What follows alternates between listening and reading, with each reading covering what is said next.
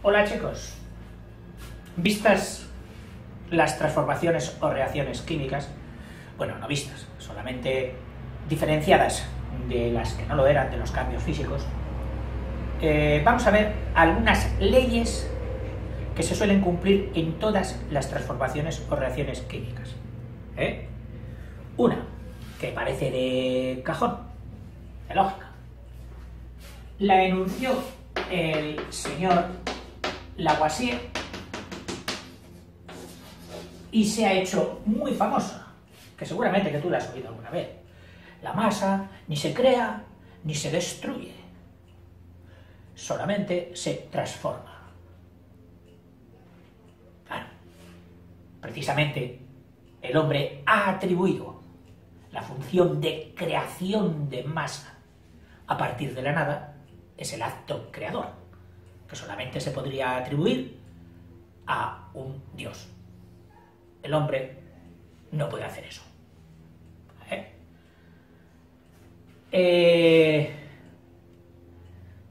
¿Cómo expresar esto? De una forma así, tipo notación matemática, pues diríamos, en una reacción, el cuerpo de masa 1 reacciona con otro cuerpo de masa 2, es decir, tantos gramos de este con tantos gramos de este, y que no le quepa a usted la menor duda de que la suma de estas masas tiene que ser igual a la, qué sé yo, vamos a poner que esta suma sería X gramos, pues aunque le den a usted cuerpos diferentes, que le ha dado un cuerpo totalmente diferente, incluso otro totalmente diferente, aunque haya habido absorción o desprendimiento de calor, si aquí hay X gramos, aquí va a haber X gramos. Entre estos dos 35 gramos, pues entre estos dos muy diferentes productos de la reacción, 35. La ley de la Lavoisier. La materia no se crea ni se destruye. Vale. Esto mandó durante muchos años, pero el hombre incansable ha ido investigando. Y vino un buen señor, famoso, el señor Einstein, que nos dijo, bueno, esto hasta cierto punto, porque hay un tipo de reacciones, las reacciones nucleares, las reacciones atómicas, donde hay átomos que se parten o átomos que se juntan para formar uno solo, que esos serían los de partir, serían los de fisión, que te suena a bomba, te suena a más cosas peligrosas, etc. Y que se juntan, que se funden, reacciones de fusión. Las primeras bombas atómicas pues fueron las de fisión. Coger un átomo muy grande, como el uranio, bombardearlo y salen dos cuerpos diferentes. Claro, esto dicho así es facilísimo, pero la práctica es súper complicada. Fabricar una bomba atómica o una central de energía nuclear. Maravillosa energía. O sea, yo no soy de los que induciré miedo a la energía nuclear, nunca. De saber que en esta tiza hay átomos más pequeños que los del uranio, pero que con una tecnología adecuada pudieran ser bombardeados para partirlo, y que al partirlo apareciera una cantidad de energía enorme, tan enorme que al principio ha sido incontrolada, que eso fue la bomba. Luego han logrado controlarla un poco, que eso han sido las centrales nucleares. Y se está investigando y cada vez van mejorando. Pero a veces, ya sabemos, estos inventos, como el invento del fuego por la humanidad, no el invento, el uso del fuego. Seguramente que al primer picapiedra de las épocas prehistóricas que llegó con un palo encendido y dijo, pues tuvo la mala pata de quemar todo el poblado y seguramente que luego lo matarían a él. Y sin embargo el fuego empezó luego a dominarlo, y la raza humana seguramente debe su existencia durante las glaciaciones a que supo dominar el fuego. Bueno, pues con la energía nuclear seguramente en el futuro pueda ocurrir lo mismo. ¿Hay otras energías alternativas? Sí, tenemos que ir investigando, pero todas, sin abandonar ninguna. ¿Y qué estaba diciendo yo? La ley de la Lavoisier. Otra ley, porque si no, no acabaré. La ley dice, la masa de dos elementos que se combinan entre sí, qué sé yo, una masa de oxígeno, una masa de oxígeno, y otra masa de, una masa sub 1, o sea, unos gramos de oxígeno y unos gramos de mercurio, cuando reaccionan, siempre lo hacen en la misma proporción. ¿Qué sé yo? 16 gramos de oxígeno han reaccionado con, ahora voy a decir un disparate, no me lo mires, ¿qué sé yo? Con 60 gramos de mercurio. Pero vamos, que han reaccionado y han dado el óxido de mercurio. Bueno, pues siempre que pongas a reaccionar oxígeno con mercurio y logres que reaccionen, lo harán en esta misma proporción. Si tú no coges 16 de oxígeno, que has cogido el doble, deberás cogerlo también con el doble de mercurio. Y si en vez del doble tú esto lo has multiplicado por 1,3, que sé yo, unos 30 y tantos grados, no, menos, unos 20 y tantos grados.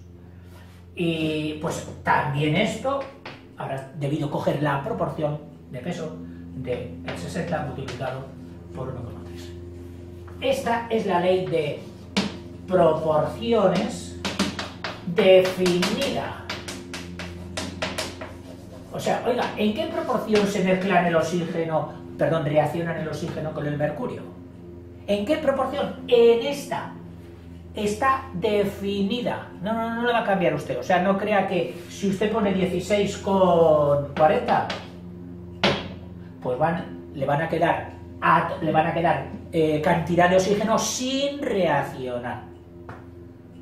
Porque con 40 no tiene bastante para los átomos de oxígeno que hay aquí. Y al revés, si tú solo tienes 16 de oxígeno y quisieras hacerlo con 80 de mercurio, sabiendo que normalmente lo hace con 60, pues te van a sobrar, sí, obtendrás óxido de mercurio, pero tendrás 20 gramos de mercurio que te habrán quedado sin reaccionar. ¿Por qué? Porque esa es la ley de las proporciones definidas que debemos a un tal señor Proust. Otra.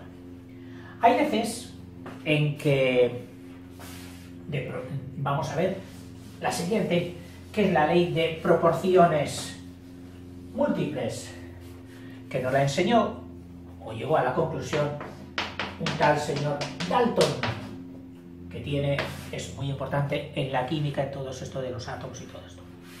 Él observó que cuando un cuerpo, como el nitrógeno, reacciona con el oxígeno, lo hacía en una proporción definida, pero múltiples veces. Ejemplo, una proporción o una cantidad de 28 partes de nitrógeno, 28 masas de nitrógeno, reaccionaban con 16 de oxígeno. Y daba, pues qué sé yo, daba, pues mira, este cuerpo, el NO, que es un gas estable, etcétera, etcétera, con sus características físicas. Pero observó que estos mismos 28 de nitrógeno podían también reaccionar con el doble de oxígeno, es decir, con 2 por 16, con 32. con 32 de oxígeno y daban otro compuesto diferente, daba LNO2, que ya no tiene nada que ver, es otro cuerpo totalmente diferente de este, también gaseoso, pero tal. Por cierto, estos van un poco malillos, que son esos de la contaminación.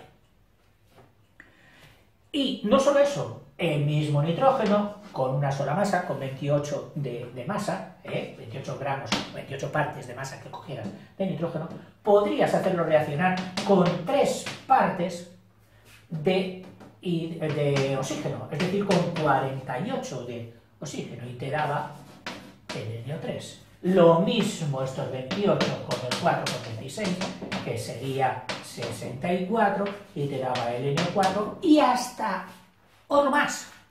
No indefinidamente, ¿eh? No, indefinidamente. El nitrógeno puede hacerlo hasta con 5 oxígenos. Y daba el NO5, que entonces sería con 80.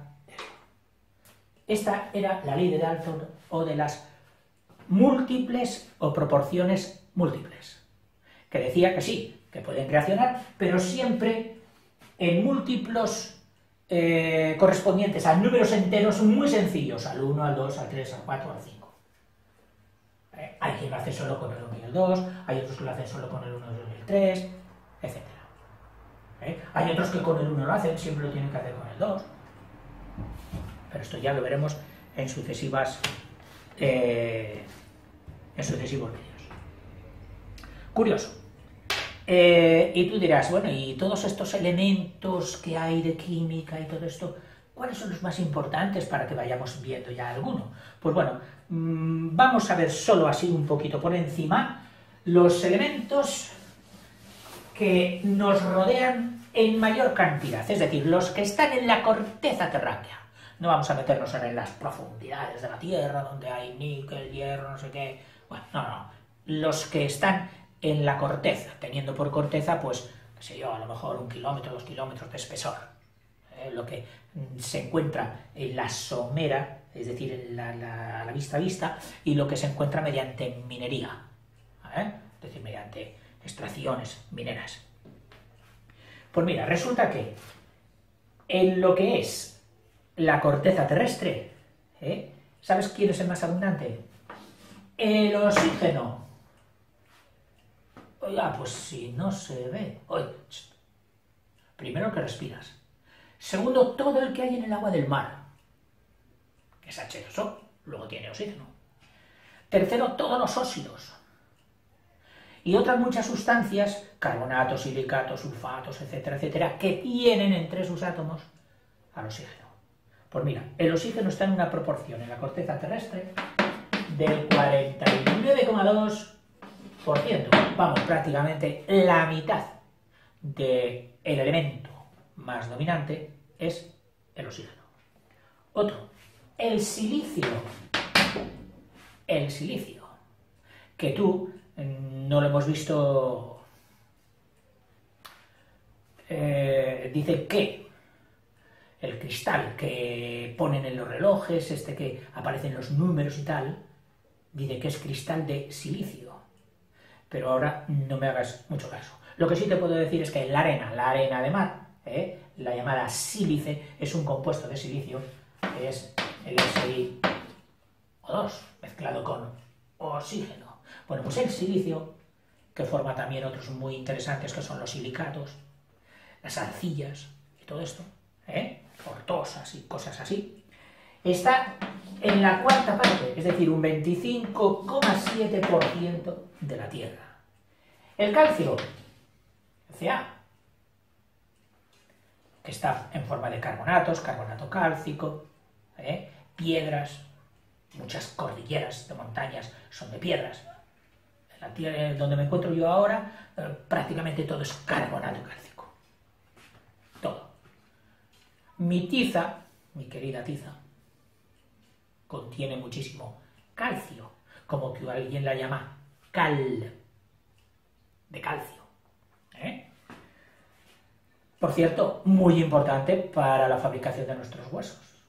Y personas, y entonces lo comemos y lo fijamos, lo sacamos y se lo vamos dando al hueso para que se construya. Porque el hueso tiene un desgaste y continuamente tiene que ir reponiendo piezas. Unas se estropean y hay que poner otras. Y no solo con los huesos, sino con todo el cuerpo. Pues hay personas que les mandan tomar una pastillita de calcio y es lo más parecido a la tiza. Bueno, pero tú no comas tiza. Ese está en un 3,4%, ya muy poco. El aluminio, que costó mucho sacarlo, porque para sacarlo hubo que emplear electricidad. Por eso el aluminio es, digamos, el metal de la época moderna, hasta que no hubo electricidad para sacarlo de la famosa bauxita, porque a esa sal de aluminio se la encontró por primera vez, bueno, se hizo famosa en el yacimiento de Baux, o Box, que diríamos en francés, la bauxita. Pues el aluminio, que también, mira, te voy a dar una idea a ver si te hace millonario. Hay cantidad de aluminio en la arcilla roja. Y sin embargo, nadie ha podido sacarlo hasta ahora. Si descubres cómo sacarlo, te haces millonario. Aluminio. Se emplea en los aviones, sobre todo, en las cazuelas, mezclándolo con el acero, que es el famoso llamado del aluminio, ventanas, toda para la carpintería hoy, sustitutivo de la madera, etc. Pues está en un 4,7% en la Tierra. El sodio, que es el Na, el natrum, que decían los latinos, y que está con su hermanito el cloro disuelto, la sal de cocina, disuelto en el mar. Por eso hay tanto. Por cierto, también muy importante para nuestro cuerpo, pero mucho.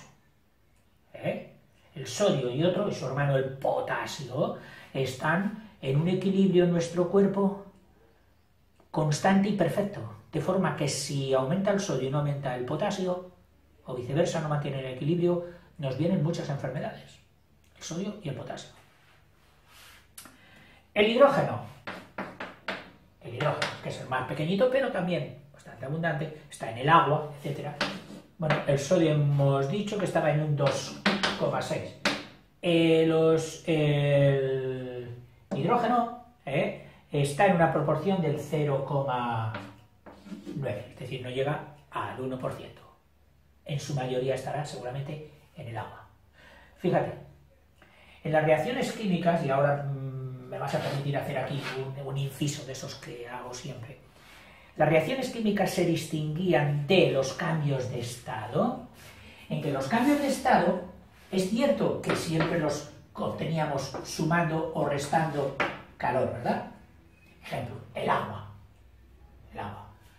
Quitábamos calor al líquido, llegaba al líquido a 0 grados, y si luego a este líquido a 0 grados le quitábamos 80 calorías, durante las cuales no bajaba de 0, al quitarle esas 80 calorías, y menos 80 calorías, se convertía en sólido. Lo mismo, el líquido vapor ya a 100 grados. Si le dábamos calor, le dábamos 540 calorías, seguíamos teniendo agua, pero ya agua, vapor. Esto se llama calor latente de fusión, que está ahí, aunque no se vea, y esto se llama calor latente de ebullición, que está ahí también, aunque no se vea. Bueno, eso en los cambios físicos. Pero es que en los químicos, con el mismo agua, un cambio químico del agua sería coger agua y partirla, descomponerla, es decir, por una parte el hidrógeno y por otra parte el oxígeno, que saldría ellos sí, de 2 en 2, aquí tendríamos que ajustar, etc. Pero es que aquí ha habido intercambio de calor, pero no este calor por mucho que te parezca, muchísimo más. Es decir, para coger una molécula de agua y partirla, se necesita del orden de unas 3000 calorías. Y al revés, si al juntar estos dos luego, mediante la reacción reversible, logramos agua, estas 3000 calorías saldrán. Para pasar de aquí a aquí, se cogen endotérmica. Para pasar de aquí a aquí, salen exotérmica. Y estas 3000 calorías son las más ambicionadas en estos momentos, porque eso sería el motor de agua, donde tendríamos tanque de oxígeno y tanque de hidrógeno. El oxígeno se puede coger del aire, el hidrógeno habría que haberlo sacado antes en fábricas o mediante descomposición del agua, con energía. Deberíamos haber invertido las 3000 calorías para luego recogerlas. Eso sería el motor de agua. Hoy los científicos de la NASA que piensan ir a la Luna, a Marte y a todo esto, pam, pam, lo primero que miran es decir, ¿de dónde sacaríamos el combustible una vez allí? Y piensan todos en el agua. Si hubiera agua, ya la partiríamos con la energía del sol, etc. Y una vez que tuviéramos hidrógeno y oxígeno, ya lo meteríamos en nuestros motores y tendríamos energía para hacer todas las funciones que podríamos tener. Por eso que todos miran lo primero, ¿hay agua? ¿No hay agua? ¿Qué puedes pensar? ¡Oh, qué curioso! Es que dejen ya el agua. No. En parte es por eso. Y en parte también por lo que los romanos dijeron que eso sigue siendo verdad. Vita nisi aqua. Es decir, no hay vida sin agua. Tanto por cuestión energética como por cuestión biológica del cuerpo. Otro ya, y a cabo, sería el magnesio, el Mg, que está en la proporción del 1,9, y otro, el potasio, el K, que está en una proporción del 2,4. Estos elementos son algunos de los 104 o 118 que existen. Y con esos 104 y esos 118, que hasta ahora las muestras que tenemos de meteoritos llegados de otros satélites de tal, confirman que parece ser que el universo estaría compuesto de los mismos átomos. Estos son los que más cerca tenemos y que nos rodean y tocamos todos los días. Oiga, ¿y usted cuando toca este trapo también está tocando esos? Ya lo creo. Mira, este trapo seguramente, si es sintético, sacado del petróleo, si es sintético, pues tendría como mínimo átomos de carbono, que no es de los más cuantiosos en la corteza terrestre, pero sí fundamental para la vida, como que a la química del carbono, saliera solo a base del carbono, le han llamado la química orgánica, es decir, la química biológica de los seres vivos, la química del carbono. Bueno, pues aquí había carbono, y vamos a cierra ojos, diríamos ya que habría oxígeno, hidrógeno y luego algún otro elemento como el nitrógeno, también puede haber algo de azufre, etc. Pero vamos, átomos de elementos en todo lo que tocamos. Hasta luego.